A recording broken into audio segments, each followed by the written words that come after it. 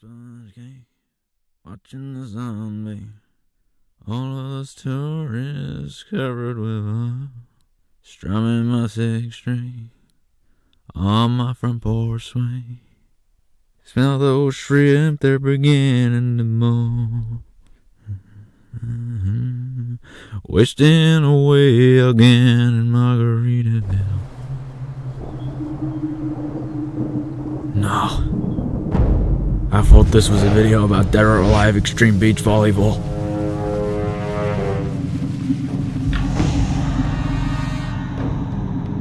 An island born from fire, shaped by the elements, claimed by nature, and abandoned by man. Until now.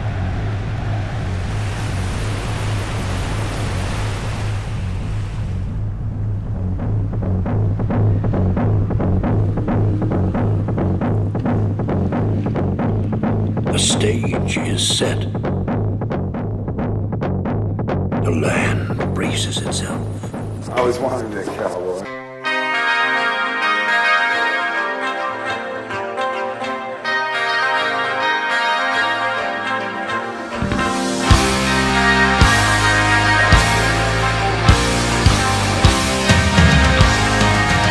Welcome to MotorStorm. Since the release of MotorStorm, the PlayStation 3 have been building a solid crop of console exclusives. Naughty Dog's Uncharted Drake's Fortune, Insomniac Games' Ratchet & Clank Future, Tools of Destruction, and Kojima Productions' Metal Gear Solid 4, Guns of the Well, maybe not that one. Needless to say though, they needed something, especially when Xbox had Bungie's Big Green Meanie. The exclusives might not have left any wiggle room, but the racing games certainly weren't a slouch either. The simplistic joy of Sega Rally Revo, the interesting twist on the formula with Codemasters Grid, and of course, Criterion Games' Burnout Paradise. Whatever was coming next, it had to be more than just a simple follow-up, and more than just a solid game. The first MotorStorm was the mark of a new generation, and everything good and bad followed with it. The good being the widened horizon of more powerful hardware, and the bad being that no one knew how to use it. The stellar production values and the fun aesthetic informed a unique experience for MotorStorm, but at its worst, it could feel like a well-crafted technical demonstration. In the production of MotorStorm, the team felt the pressure from trying to match the visual fidelity of the game's target render. It did a good job portraying the overall aesthetic and even aspects of the gameplay. The biggest issue was that some people took it to be more literal, and in fairness to the team, they didn't exactly do a good job of explaining that this wasn't the actual game. Even the implication of a pseudo cockpit view isn't all that accurate, as MotorStorm's gameplay style wouldn't even suit it anyway. This all goes with saying that the original MotorStorm had a bit of a mixed reception. The game sold very well, and for the most part, reviewed quite well too.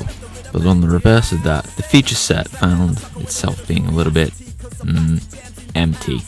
Gamers are a fickle bunch. They won't give the designers of a game the benefit of the doubt when a few mistakes are made, and they won't support a sequel, but they'll happily buy the same shite every year.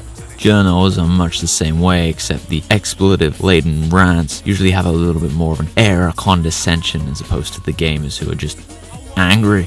Even I, in predictable dumbfuck fashion, could only sell the game as one of the best 6 out of 10s ever made. Long-winded tangent aside, MotorStorm 2 was cruising down the Ville. Just under 2 years after the first game, and not to mention within days of Rockstar Games' Midnight Club Los Angeles, MotorStorm Pacific Rift released for the PlayStation 3. Racing games are one of the few genres that can be turned out rather quickly and even innovate rather well in a short amount of time. Even still, this isn't a simple switch job, it's not a port. This is a full-on sequel, and in many ways, it has to be more. Another lacking game could spell the end for this still young series. This game couldn't just be MotorStorm 2. It had to be more. So, With all the bullshit preamble out of the way, did they manage to pull it off? Shit. More? Everything about Pacific Rift is more. More vehicles, more tracks, more scale, more variety, more fun. MotorStorm is bigger, louder, and meaner than ever before, and this game's first impression illustrates this beautifully. Monument Valley might have been repetitive, but it was stern and evocative. It's been swell, Miss Carousel, but the time has come for leaving. In its place, a new crucible appears, and one that dwarfs the desert by comparison. This is the island, and it does not fuck around. For every equivalent and every difference, this place marks an escalation, a brutalist push forward into the unknown. The only thing connecting these two ancients is the festival and the spaced out retards who cheer on the chaos. This place marks the perfect example of evolutionary theory and survival of the fittest. It's just lunatics with a death wish trying to blow shit up, right? Even still, these events were not designed for those with a weak heart or a low alcohol tolerance. Those who do take part are not expected to survive. This festival has brought too many people, and the herd needs thinning. Which reminds me, what happened to all the animals? They've all run, or they've been eaten. Stampeding in their place is a fleet of exotic, tuned up, absolute fuck-off vehicles. It's hard to tell what steals the show more, this luscious isle, or these overcompensating constructs. MotorStorm Pacific Rift has a dump truck assload of vehicles. There are 7 returning classes, but these aren't just simple ports from the original game. They've all been improved, or, well, worsened to a sad degree. Oh? But what's this? A new addition? Either that or someone's twisting my titty. I don't want to say that. Ranking up in the festival grants a level of access to some of the higher end vehicles. They are just as distinct as they were before, and if anything, they might be a little bit more so. The handling model has been tweaked somewhat, so the vehicles do feel slightly differently from what they did before, and for the most part, I think this is a positive change. MotorStorm Pacific Rift in total has 8 classes. Bikes, ATVs, buggies, rally cars, racing trucks, mud pluggers, big rigs, and monster trucks. Each vehicle class is distinct and offers a different flavor to the game. I'm still upset about the wasted margarita, so I'm going to place my anger into something rather familiar. The particular vehicle class that I placed all my fury into last time. Bikes. Fuck, they're actually an improvement. I can't even be angry. They're actually alright. Bikes are a glass cannon of sorts. Emphasis on glass. Bikes are a very fast vehicle class. They're the fastest, even in the game. As expected, they do very well on straights and struggle anywhere else. This is mainly because the turning is a bit whack. However, it's a lot better. I mean, they can actually turn, which is nice. They still can't do flips, but the number of taunts is very appreciated. The bikes seem to thrive in the brand new speed events. This is mainly because the speed events are a solo event, and there are no opportunities for the bikes to be bullied. And there is certainly enough of that already. This is the biggest improvement of any of the classes in MotorStorm Pacific Rift. Overall, they've gone from shit to good. Nice. The ATVs. An afterthought in almost nearly every game, and probably an afterthought here too. But that isn't a bad thing, probably. ATVs serve as Pacific Rift's middle ground, a balance between speed and control. Because of this, the ATVs could be perceived as a bit boring, but for the more gentile folk like myself, I'll simply describe them as all reliable. Weaving is a lot easier now and also quite fun. The suspension is very bumpy too. This can make it difficult to fill landings, but for the most part it's very fun to watch. Smacking the other races is more fun than ever, and I enjoyed it every time. ATVs are not bad, and every time they showed up in the rotation I was happy to use them. They're just a bit weak. Still, they're a lot better than the two-wheel fuckers. Buggies are back. Still very average. The poor buggies. They seem to get fucked by everything. The cover of the game is very accurate. Daddy, no. They're not shit or anything. I mean, they certainly look the cheekest tatas, and the speed seems to be slightly better than before. Just a bit disappointing, really, when bikes got an overhaul and buggies just got another whack at the shit stick. Turn and circle is a bit slippery, which of course is no surprise from the first game, and I'm happy to see that the boost is very effective overall for the buggies class. But I guess so, right? Definitely not the worst class. Meant to be an all-rounder, bit of a pants shitter. Man, I'm just a fucking genius. Rally cars are king cock in the henhouse, royally fucking all the other birds. What the fuck am I talking about? Well, anyway, rally cars are back, and I'm happy to say they are still killing the game. I sense the overall speed has gotten worse, though this might be down to the slight changes to the physics in the game. Steering feels a lot better though. Maneuverability makes this a standout class, and once again it's Evolution Studios' DNA making a well-deserved appearance. Very fun. Bombing around as well as weaving for all the other vehicle classes is mwah. The class is still neat, and well, this chicken talk has made me hungry. Huh? What's this? Racing trucks have made their way into cash money territory.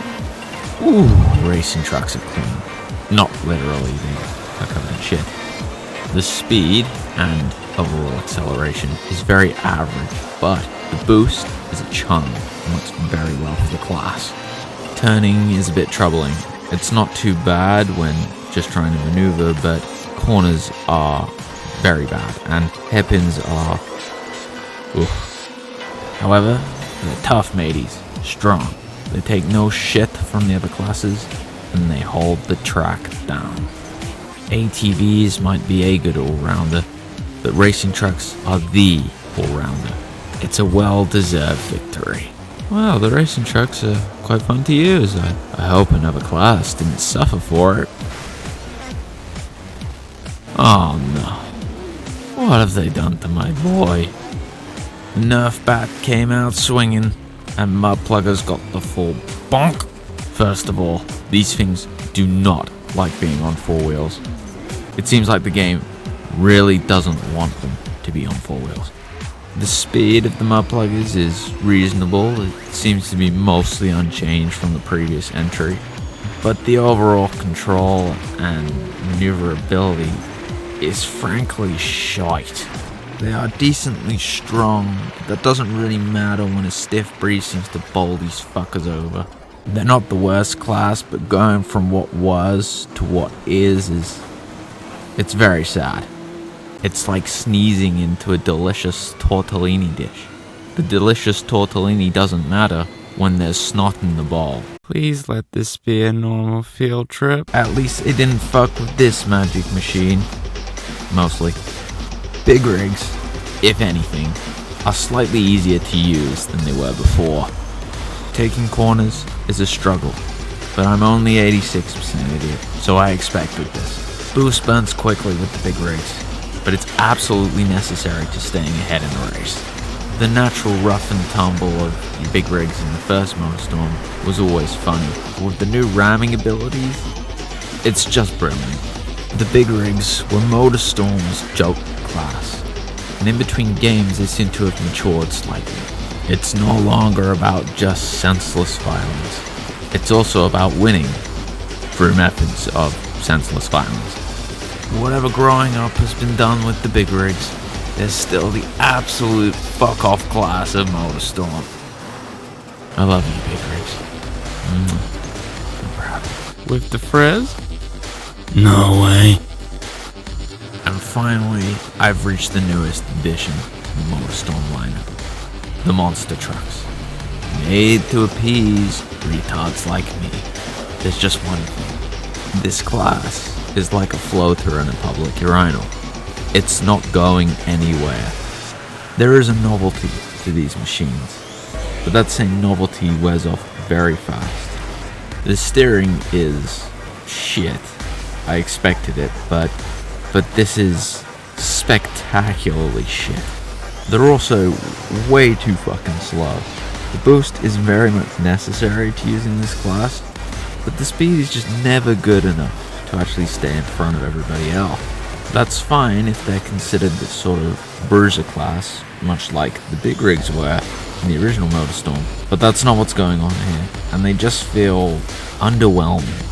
The instant kill of the monster truck's tires is fairly funny, but I'd prefer if it wasn't in the game, simply because it's incredibly annoying to deal with. Maneuverability is already horrible, but trying to do landings in this thing is a fucking disaster. I think the biggest problem, aside from all the obvious ones for the monster trucks, is that these should be fun, but they're not. The game considering monster trucks anything other than a joke class is very, very stupid. Simply put, monster trucks are not contenders. I'm not angry. I'm just disappointed. Fuck! Mom says it's my turn on the Xbox. To give a broad overview of the vehicles, I think it's quite obvious that these are definitely not a simple translation from the previous game, even the ones that are returning.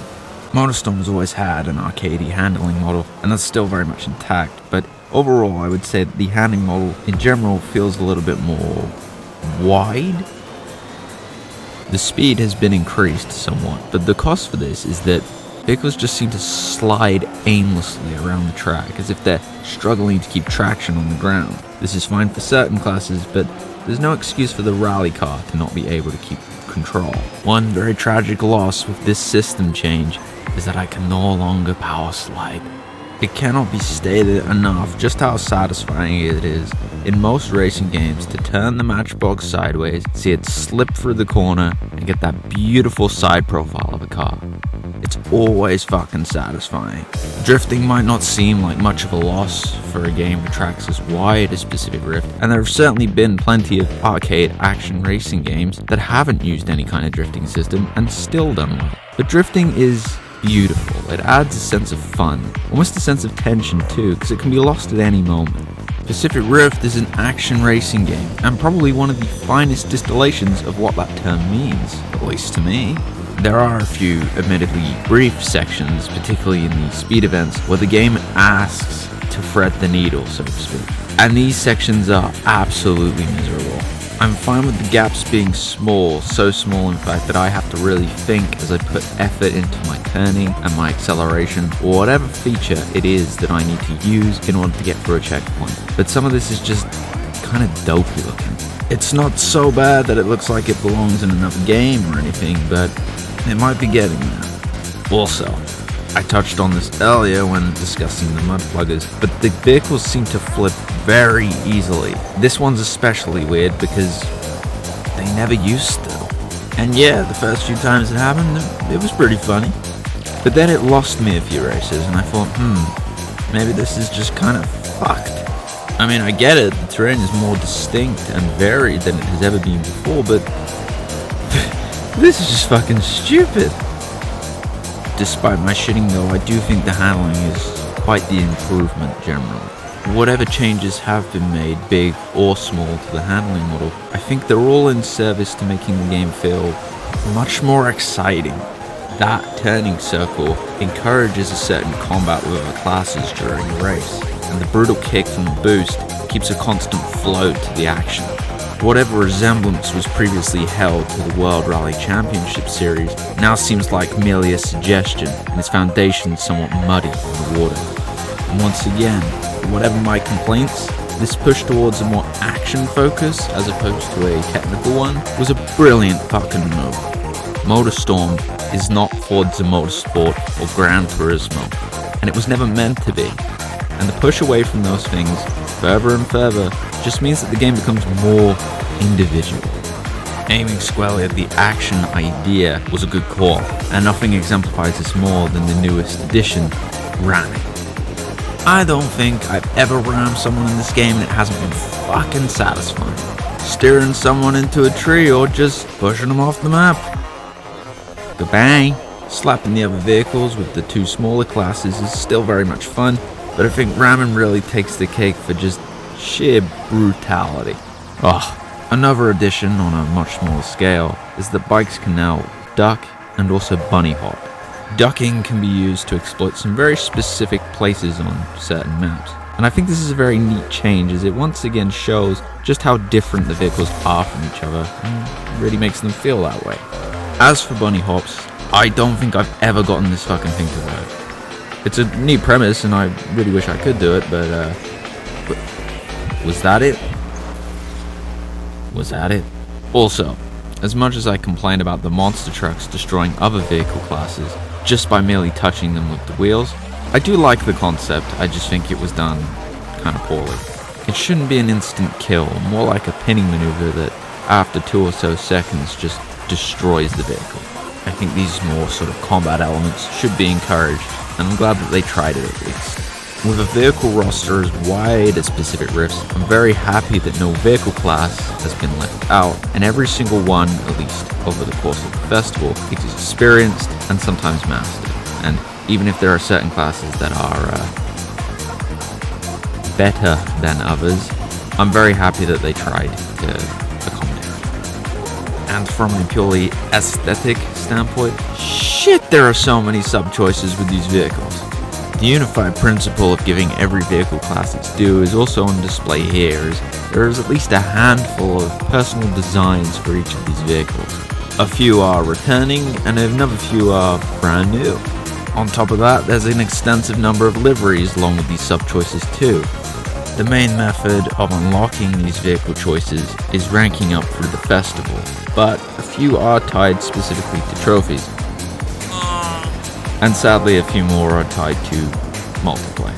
The hefty amount of vehicle choice keeps the game fresh and adds a level of deepened variety even to the later game. Speaking purely of performance, from what I could tell, the differences between the sub-choices were minimal, if even there at all. The differences only applied to the visuals, and I think this was a very good choice to make. As in other games, this is generally where the broken classes start to appear. Another small improvement is that vehicle selection is now much faster. The way specific vehicles are chosen seems a little clunky at first, but it proves a lot better than before. I like that if I have a favorite, the game doesn't ask me to pick it every time and watch what is essentially a hitting loading screen when I want to choose. I also very much appreciate the deepening of the festival in this game as opposed to before. It's no longer just a series of very, very similar races, instead being an actual ranking process with proper unlocks too. The ranks also serve as quite a clear difficulty slider, as by rank 8, the difficulty has fucking rocketed. I am shit at the games, and I'm especially shit at racing games because I usually don't have a story to blame my inadequacies on. Pacific Rift is not an easy game, and I'd expect nothing less, but unfortunately, the game's difficulty can appear a bit cheap, and subsequently unfair. Continuing on with the essence of more, there are the modes of MotorStorm Pacific Rift. I'll start with the obvious, the races. Races are races. What the fuck am I supposed to say? They haven't changed.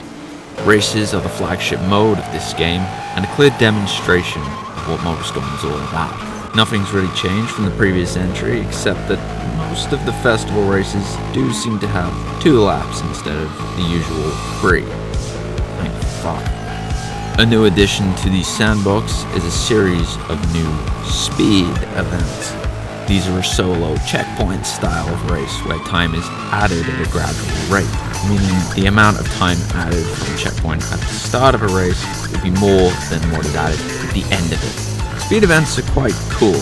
They're relatively easy, but if there's one thing I really enjoy, it's that a simple mistake can end up throwing the whole thing. These events highlight the differences between the vehicles in quite an obvious way, and also show off the problems quite well too. Some of these do go on a bit fucking long though. Really? The aforementioned threading the needle problems are very obvious here too, as some of the criteria for passing through these checkpoints is a bit wonky, I'll say. Still a fun game mode though, and it does a good job of serving as an introduction to the tracks. Speed events are not to be confused with time attack, which serves as the game's way of being developed as scores. I don't really think this mode illustrates what the game is really about, but I'm not going to complain about choice. I just didn't spend much of my time with this, if much at all. Oh, but then there's Eliminator. An excellent addition that fits snugly between the premise and the design of MotorStorm's Sandbox.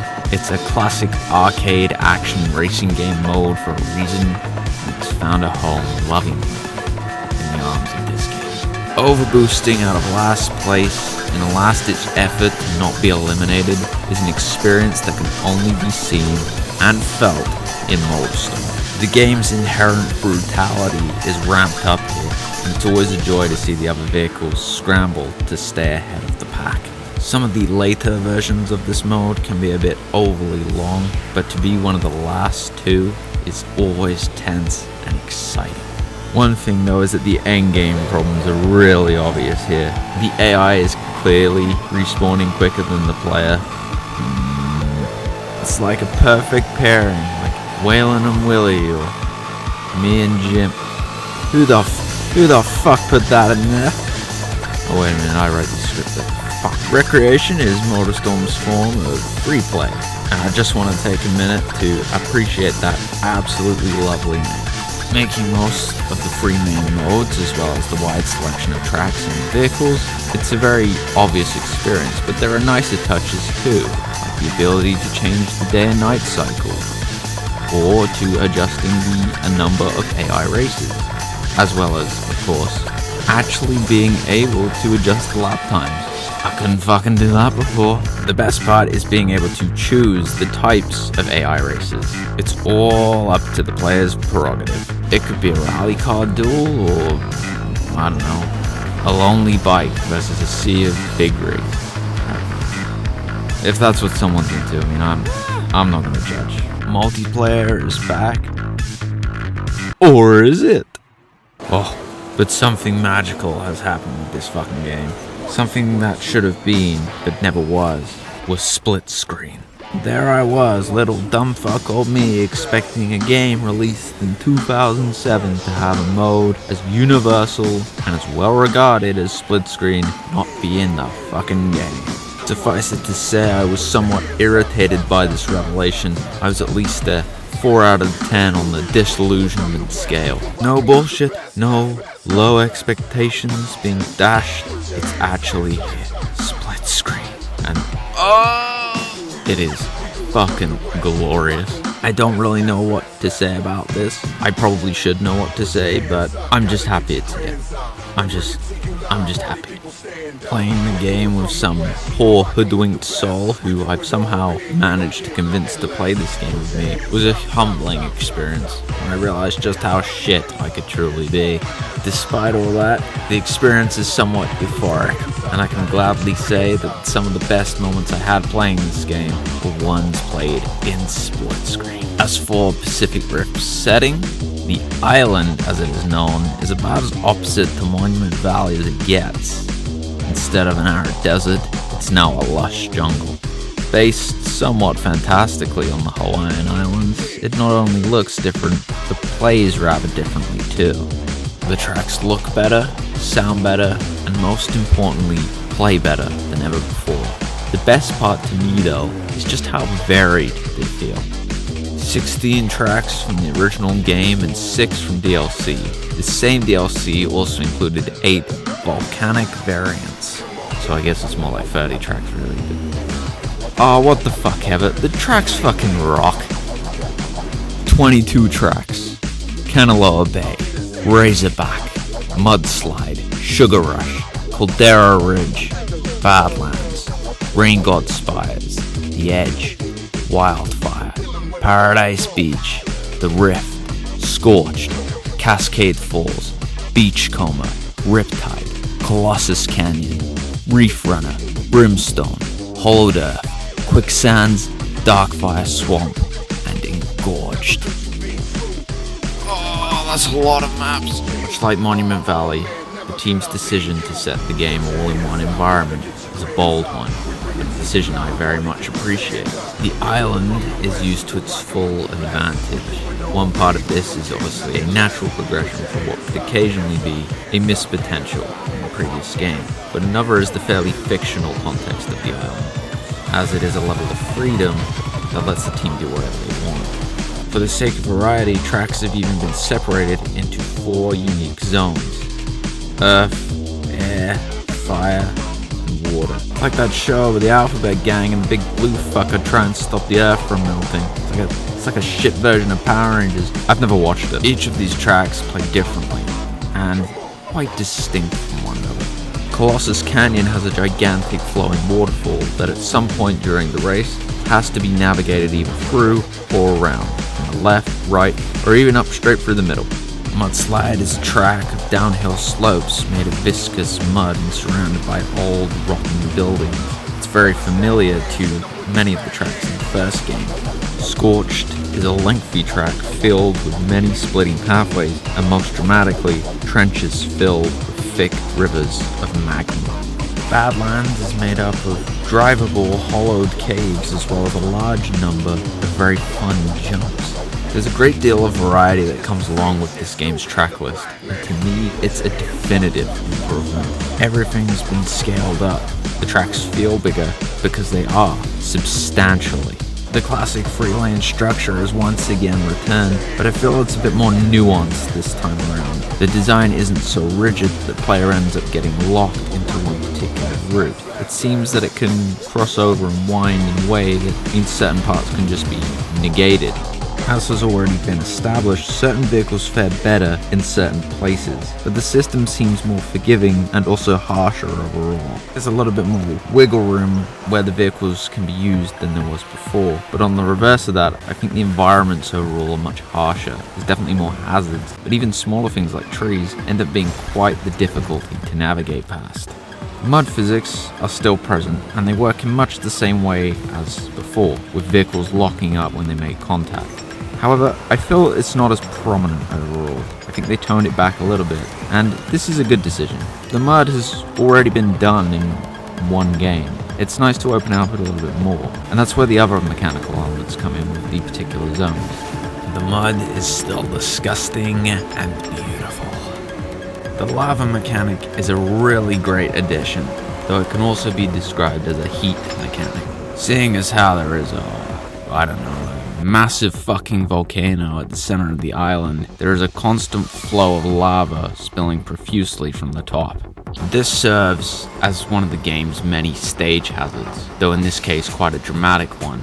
If a vehicle somehow ends up in the lava, well, it does its best fucking Terminator 2 impression. Unlike the mud, it is not a choice whether or not it is avoided. It has to be. Obvious danger aside, there is one large problem that also needs to be accounted for, and that is the heat emanating from this lava. I'm no expert, but I think it's quite safe to say that lava is, hot. Yes, and said heat tends to affect these overtuned monstrosities that are also running at a very high, heat. So being in close proximity of this boiling magma means that the vehicles themselves get affected, especially during burst. Boosting in proximity of this lava will fill the meter much quicker than it would normally. On top of this, staying near the flames will also make the meter stall out a little bit and recharge a lot slower than it would normally. Any track where the lava is present, it is the most dangerous aspect. Minus the other races, of course. On the track Wildfire, there are these dense torrents of lava spilling across sections of the map. The lava must be navigated around and oftentimes over, as there are low clearance jumps to help with this as well. There are also showers to specifically cool the boost in between these sections, and this is absolutely brilliant and where the game really shines in terms of mechanics. It's just fucking great. The lava is a consistent threat. It's always very tense, but very fun to avoid. I mentioned the cool showers, and that brings me along to the water.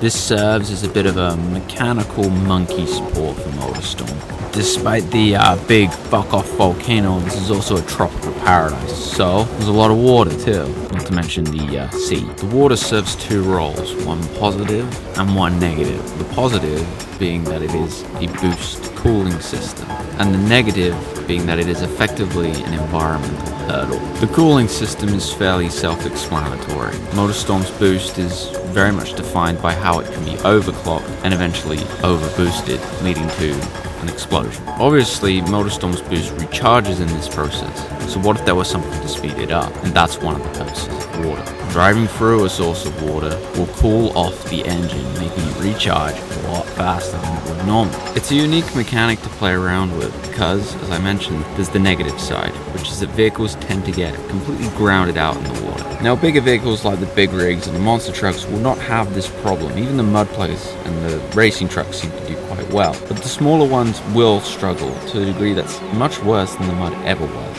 But there is a solution for the smaller vehicles as well. Skirting the wheels just in the corner of a particular pool of water is a viable approach, and it will keep the boost flowing. Sometimes it really just isn't worth trying to do, and that's kind of what I like about it. It's dynamic. It really does depend on what vehicle is being used, and that was one of the best strengths of the first game, and it's glad to be even more improved here. Another example of learning the vehicles and learning the track, which to me is one of the most satisfying parts of MotorStorm. It might seem minimal, but it is a big enough change to the gameplay loop to change a previously decided playstyle. Mud, lava, and water serve as a sort of mechanical trifecta for MotorStorm Pacific Rift, and one that makes it quite unique. On top of this, there are also some other features that I wish to discuss. There are minor destruction elements to the environment, and they're much more prominent in this game as opposed to the first time around. My favorite piece of destruction would probably have to be these ramps that are solely created by the use of monster trucks. They're stationary walls until knocked over by these large enough vehicles, at which point they become usable for every other vehicle class. It's quite a dynamic gameplay system, but it's also a fairly funny interaction and relationship with the particular classes also. This stuff is really cool, and it makes the tracks feel a lot less static than they did before. Large swinging vines do an interesting job of blocking the player's periphery, but one of my favorite examples is on the map, Sugar Rush. Large reeds stick out of the ground in a crop in a particular section of the course, and if a big rig comes through or a monster truck, these areas just get completely flattened and clear a new path. This is quite neat because it means that certain smaller vehicles should probably stay in second place just until the bigger vehicles clear a path. The way the interactions between the particular classes has been gamified is just really fucking creative, I think.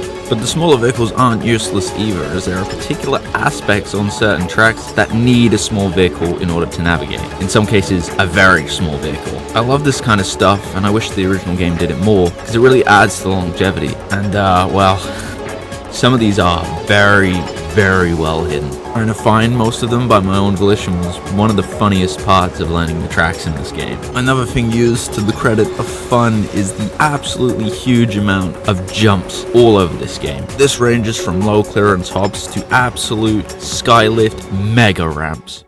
Lord knows I can jam. The jumps are always fun, and there's a great deal of intensity to landing the fucking things. It's not just the ramps though, as the verticality in this game is absolutely astonishing. Ups and downs everywhere, and it all adds to that aforementioned intensity. Varying degrees of scale keep this an interesting experience, and it's just another aspect that keeps the game fun. The uphill climbs can be tough, but it does a very good job of conveying the power, especially on some of the bigger vehicles. The cliffside drops on the edge really exemplify the overall verticality changes and just how strong it feels overall. These cascading platforms as they fall down, it's just amazing to see. This might also be my favorite map of the bunch, but to be perfectly honest, they all have their own unique flavor, and it's actually hard to pick this time around. If I have one teeny tiny gripe about the maps in general, it would be that they are occasionally way too fucking dark. I suppose this is a problem that also extends to the visuals, but I can't see shit. Aside from that nitpick though, I've got to be honest, the maps in this game are an overwhelming triumph. And to make one final point on this subject, I'll say that it's incredible how they've managed to marry the creativity of the design and art direction with what is essentially a mechanical basis. I'm not just staring at the pretty shit in the distance anymore, I'm driving through it. Or to put it a better way, I'm not driving around the spectacle or past it, I'm driving in it. There's a great deal of variety to the track list, and overall, it's a definitive improvement. Well, that's all well and good, but there's got to be a few more things wrong with the game, right? There is this bug where I seem to crash into, nothing, really. That shit's annoying, but it's not too bad, I suppose. The thing that really annoys me is that certain vehicles are locked behind trophies, and the criteria for these is, like, I get that the only people who have access to these exotic vehicles are going to be the ones who really put the time in, but no. Another side of the unlocks is tied to multiplayer, and this is especially sad. Locking particular vehicles behind what is essentially an unfuture-proof system is a very tragic thing. Broader issue with this particular generation and the emphasis on PlayStation Network and Xbox Live, and personally, I just don't like it. It's unfortunate, but it is somewhat of a superfluous problem, and it isn't so much linked to the game's intricate design. Something that is the monster trucks. Now, these things certainly have their moments in the early game, and I did find them somewhat enjoyable to a degree, but overall, they are shit. If anything, they are much worse than the bikes ever were. Wow, that is just crazy talk. And boy, does this really become fucking obvious by rank 8. The end of the game, these things are pretty much fucking useless. And I suppose this leads me on to my larger point and my biggest problem with MotorStorm, which is the difficulty. Racing games are inherently repetitive, whether it comes down to beating past lap times or just trying to master a new track. There's a lot of things that can make the game feel particularly repetitive. This is down to a few things. The lack of story in most racing games. It's a good thing, but it does mean that the game doesn't have much to lean on to. Burnout Paradise, for example, increases its difficulty by making, say, road rages have more races needed to be taken down, or, in the races, having the routes be longer as well. Gran Turismo is a game that does not lie about its difficulty. It's tough from the start. The way it keeps itself fresh is by introducing new vehicles all the time and making every progression feel like it has a meaning in the championships. And repetition aside, I don't actually think it's a complaint. I honestly think it's fine, it's just a byproduct of the type of game that is being made. Seeing how developers choose to mitigate that repetition with new choices is always interesting, and in many ways it can lead to a certain innovation and creativity. No beating around this tropical fern. The developers have falsely inflated the difficulty, and the AI begins to cheat. Attempting to catch up with AI races can be a little bit harsh, but maybe it isn't the problem. But then I saw it. Well, this is a little bit strange. I put a disc into the PlayStation 3 and it said MotorStorm Pacific Rift, but it seems like I've gotten a dodgy copy. Yeah, it seems like I've been given J.K. Rowling Presents Hogwarts Kart Racing, because there are some fucking wizards on the track. Shit joke aside, the rubber banding in the end game is fucking absurd. Evo, please. If the first game struggled with longevity, this game definitely struggles with its difficulty. I mean, there are certainly less problems than the first game, and overall it's much better, but gee, difficulty is a really bad thing to deal with, especially in a fucking racing game. It's especially sad that the difficulty is this way, when the rest of the game is just so well-rounded and complete. I enjoy higher difficulties in games, and seeing when it's done in tandem with a creative design, it's always very much a fun experience. I might be a miscellaneous moron, but I can identify what this is. It's not difficulty, it's cheap. It isn't so bad to ruin the experience, nothing that dramatic, but I would be lying if I said it didn't hamper the experience for me. The game's pissing on my chips and calling it vinegar. I know vinegar doesn't taste like piss. I'm British. I know what fish and chips taste like. How about I talk about the music? I'll say this much. MotorStorm Pacific Rift is definitely a game with music. Music is more of the same, but there is now more.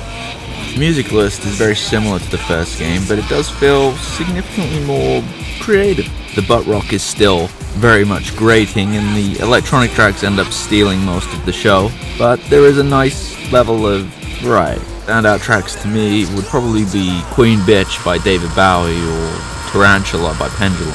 My god, that is a tonal shift. Yeah, it's all a bit predictable, but that's not why I'm here. Oh boy, the custom soundtrack feature is here, and it was very cash money of them to finally add it. I have somewhat of an eclectic taste in music. That's a better way of putting it than just saying incoherent shit. For this game, I tended to gravitate towards more summery feeling rock anthems. For me, this includes something like Peace of Mind by Boston, or maybe more obviously, Summertime Girls by Y&T. Or shit, maybe I could just be uncreative and put all of Volcano by Jimmy Buffett in there. Ah yes, I can finally live out my plan of being a boat-owning boomer, wearing garish Hawaiian shirts and inadvertently harassing the locals. My wrinkly beer belly slowly resembling that of a chipolata sausage in the boiling sun. A margarita in one hand and myself in the other. What time is it, Alan? I don't know, Jimmy. It's 5 o'clock somewhere. Oh, it's an absolute fucking dream. Is that a Nirvana song? It's amazing to think that hair metal was lost for something as dull and shitty and low down boring as fucking grunge music. Oh, life sucks, it's boring. It'd be a lot fucking better if I didn't have to listen to this mopey shit. This fucking boring played out radio rock. It's like the feminine, but it was always sacrifice to get a cheeseburger in paradise. Cheeseburger in paradise. I'm just a cheeseburger in paradise.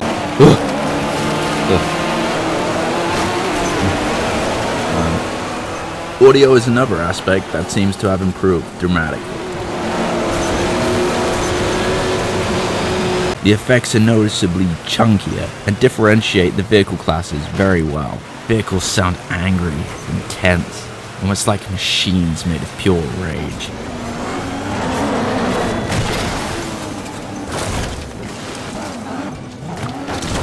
The soundscape is noticeably more dynamic, and although the ambient effects may not seem all that much, I think they do a very good job of filling the space.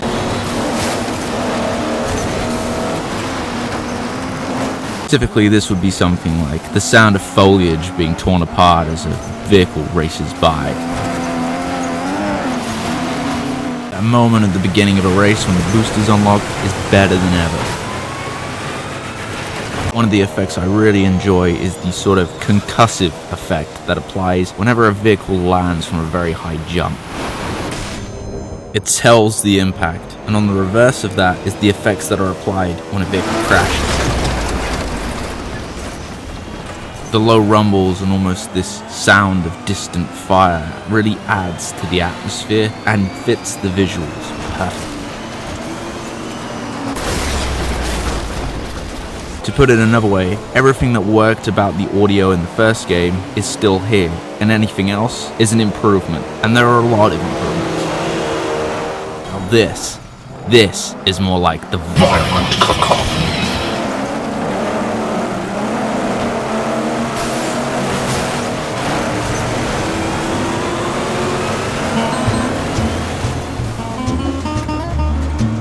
As for the visuals of MotorStorm Pacific Rift, this game didn't need to be a showcase of the power of the PS3 like the first game was. A game that, rather negatively from some, was considered that of a tech demo. This meant that the team was free to be able to create, and as their name implies, evolve from whatever came before. From a sunset that seems to bleed into the very sea, or a rusty artillery gun that spins out of control when slapped by a vehicle. Everything in this game, at least aesthetically, has a charm. There are moments where the rain comes down and the sky turns black. The beauty of this lush tropical paradise is stripped away, revealing a much meaner reality. This place is certainly different, yes, but it's still MotorStorm. The duality of said tropical paradise being shown through the lens of a muted color palette brilliantly conveys the beauty and danger of the island. Despite the differing color palette though, the vehicles are still very much the brightest thing on the track, and this is a very good thing. MotorStorm is not a realistic game, and I feel the moments where it pulls away from that semi-realism and leans to more what I would describe as a heightened reality, it really does the game a greater justice. Effects generally look fantastic, and of course the boost still looks brilliant. But one thing I really enjoy is how the vehicles catch fire when crossing over lava points. Vehicle crashes look positively beautiful, landing somewhere between chaos and elegance. There's an alluring quality to these crashes, and in a weird way, I almost wanted to crash more just so I could see them. This is all helped by a method of camera slowdown that really heightens the action. On top of that, and in a similar vein, a new addition is the photo mode, and it's a very welcome addition at that. A simple way to appreciate that previously mentioned chaos and elegance. Sometimes it's nice to stop and smell the roses, or in MotorStorm's case, the explosions. There is a greater deal of detail on display here too. Bigger aspects like the ghost towns and forgotten forts, forsaken by nature and forgotten by man, add a certain history to the island. Then there are smaller things, ambient details like vines whipping and swinging past moving vehicles, creating a sense of urgency and movement to the environment as well as the vehicles. Further down from that, there are simply funny details. Bystanders on some of the fire tracks are wearing thermal suits. This might be a small detail for sure, but it all adds to the overall character of MotorStorm. Even the garage has been given its own considered look to fit in with the rest of the game. There's also a large selection of races that get more and more elaborate as the ranking process increases. I appreciate all this, but it's not exactly what I'm most excited about, of course. That would be the vehicles. And whoa, gosh, there are so many vehicles in this game. Many are returning favorites from the previous game, but there are also many that are completely new to the experience. These new vehicle designs in particular are absolutely stellar. It can be something as sprightly and fun as the Weevil, or something as ridiculous as this fucking dino head. It feels like the vehicle designs are even more distinct this time around, and this is a very positive thing. I mean, I can play as Optimus Prime. Pacific Class at least gets a few of its own liveries as well. The choice of liveries in this game is absolutely excellent also. Isn't much of a surprise because it was great in the first game, but now there's just more. Some are simple and some are weird, but I really appreciate just how much effort's gone into all the sort of false brand names and fun little references. Plus, if the vehicles get muddy like they did before, at least now they can be washed in the deep pools in the game. And I suppose that's another thing I like about the visuals. The effects that are applied to the screen, or camera as it were. Deep splashes of water and thick plumes of dust. It might break the fourth wall a little bit, but it's fine. It fits. Also, for nerds like me, there is a HUD opacity slider this time around, which is really fucking cool. Sometimes it's nice to just look at the game as opposed to actually playing it, as stupid as that sounds. It's also nice to be able to choose a time of day in the recreation mode. It's especially good because the lighting is so great in this game. It doesn't look as realistic as the first game did, and if I'm honest, I don't think it was meant to. The game has an action movie aesthetic, if anything else. Oh yeah, but I still can't see shit! For all the praise I could throw at the visuals, the best thing about them is definitely just how well they work in tandem with the tracks. They play off of each other in a really interesting way, and it's something that's somewhat hard to achieve with racing games. In fact, I don't think the first game really did. But all in all, Pacific Rift looks excellent. It's a real dangerous wonder. The sun's going down, and the tide's rolling in. Evolution Studios set out to create a true sequel. An escalation upwards, a progression forwards, stunning presentation, and brilliant gameplay. In so many ways, this game is a marked improvement. Action games are something any game developer can do, but to make a truly good one, that takes an indeterminate amount of skill and craftsmanship. Proving that once again, MotorStorm has one of the most intense and exciting aesthetics in the broad racing game world, with an atmosphere unlike any other. It's fun and loud, stunning and violent all the same, a brilliant mixing of all the elements. MotorStorm Pacific Rift might be considered what the original game should have been, but I believe that does a disservice to both. I'll take MotorStorm for a game I enjoyed, and I'll take MotorStorm Pacific Rift as a game I enjoyed even more. The template, the tone, the defined and delivered in a beautifully chaotic adventure that, for any of its missteps, much like the vehicles themselves, never seems to ease off the throttle. Pacific Rift stands true and holds high as one of the best action racing games ever made. The game that almost was is gone. Standing in its place is a triumph. It was once a monument, a lonesome mesa bearing down on haggard desert plains, the baking sunburn and the chilling moonlight. Evocative, yet idle. Now, far beyond the dust, a vibrant isle, tidal waves tumbling upon golden beaches, towering tree-lines shade glowing waterfalls as they fade into a green abyss. Peaks and chasms stretch away as beauty winds with danger, an oil painting made with rage, and at the center of this viperous paradiso remains an ancient totem, pure and wicked. Looming in defiance across its domain, it stands alone, a violent wonder, a boiling, blazing heart beating to the ocean's drum. But this ain't a monument. It's a volcano.